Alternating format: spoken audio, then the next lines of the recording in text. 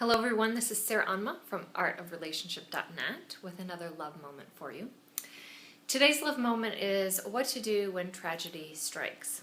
So essentially we have several ways of responding to tragedy, and culturally not all of them are very uplifting. So we want to look at ways to do so in an uplifting manner, ways to uplift ourselves and others. Because tragedy is tragedy, and it's tough, and it's present. A lot of times the mind tries to figure it out, like, why did this happen? Or, what caused this? And really, I find that that's the booby prize. It's the intellect trying to solve an emotional or a heart-centered problem. So it's the wrong tool for the job. Some of the most common ways that we respond to tragedy are, the first one is we really make the drama our own. So no matter what happened, we bring it on ourselves. And oh my gosh, and we add gasoline to the fire of drama.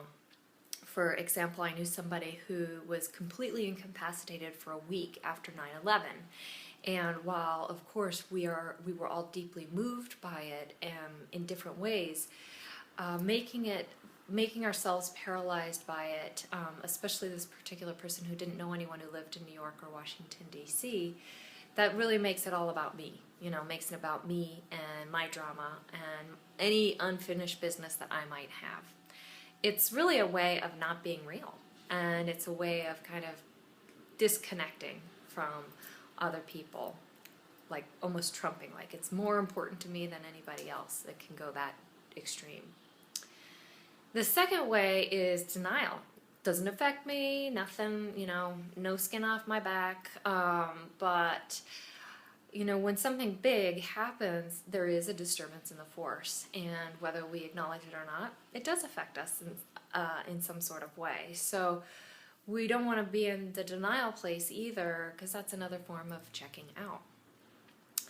So what I've learned through trial and error is the most uplifted way to really deal with something that seems put upon us is to go into it and to bear witness to my own human experience that I'm having around it and other people's experience around it, and really go into it and then move on. So I've done that in various ways. So I could go into the drama and then bear witness to me going into the drama, or I can be in denial and then bear witness to being in denial. So we can mix it up in a cocktail of the three, but ultimately if we can have that observer's mind and really allow ourselves or the humanity around it without getting whipped up in the media frenzy or the other frenzies, and the hyperbole and the us and them and the duality, because especially when a tragedy is conducted by another being with will and with force, that comes from the energy of separation. And when we can perpetuate that energy of separation by getting into the duality, bringing compassion of whatever nature we can to the situation is really the best way to neutralize it. So for your turn, check in with yourself and see, how do I respond to tragedy? Am I, drama mama, or am I like, nothing is going on, nothing's bothering me? Or are you able to really be in your emotions and however it has affected you and allow it and then move on?